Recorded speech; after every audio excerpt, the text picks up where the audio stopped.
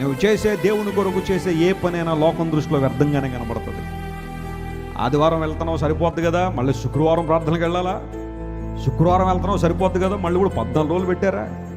మళ్ళీ నేడు రేపో 14 రోజులు 40 అంటారేమో, 40 100 అంటారేమో, రోజు పరిగెడితే పరిస్థితులు ఏంటి అని అనేవాళ్ళు ఉండకపోవచ్చా? నీ జీవితంలో ఉండొచ్చు. నీ కుటుంబ సభ్యులు వెనకకు లాగొచ్చాము.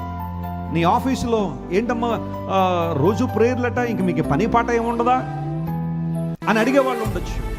నువ్వు దేవునికి నీ భాగాన్ని క్రమంగా ఇస్తూ ఉంటే నీ బంధువులే నేను హేళన చేయొచ్చేమో. ఆ భాగం లేదా ఆ ధనం పిల్లలకి ఆ బ్యాంకులో వేస్తే నీకు ఉపయోగపడద్దు, లేకపోతే పుస్తకాలు కొనొచ్చు, వాడికి షూలు కొనొచ్చు అన్న ఆలోచన ధోరణి కొంతమంది తీసుకురావచ్చు. నువ్వు చేసే ఏ పనైనా ఆ లోకం దృష్టిలో వ్యర్థంగానే కనబడుతుంది దేవుని కోసం చేసేది. కానీ పౌలు మహాశయుడు అన్నాడు, ప్రభువునందు మీ ప్రయాస ఏం కాదు, వ్యర్థం కాదు. ఈ భూమి మీద ఏ ప్రయాస అయినా ఈ భూమితోనే పోద్దేమో, ఈ జీవితంతోనే పోద్దేమో, కానీ దేవుని కొరకు నువ్వు పడే ప్రయాస ఏహ పరలోకాల్లో కనుక కనబడుతుంది. నమ్మిన వారు దేవుని నామమున స్తోత్రం చెప్పండి. That's a Christian belief. క్రైస్తవ విశ్వాసం యొక్క మూలం ఇదే. మనం చేసే దేవుని కొరకు చేసే ప్రతి కార్యము ప్రభువు లెక్క కడుతున్నాడు. ఆయన విశ్వాసంతో మనం చేసే ప్రతి పనికి ఆయన బహుమానం ఇవ్వగలడు, రివార్డ్ ఇస్తాడు ఆయన.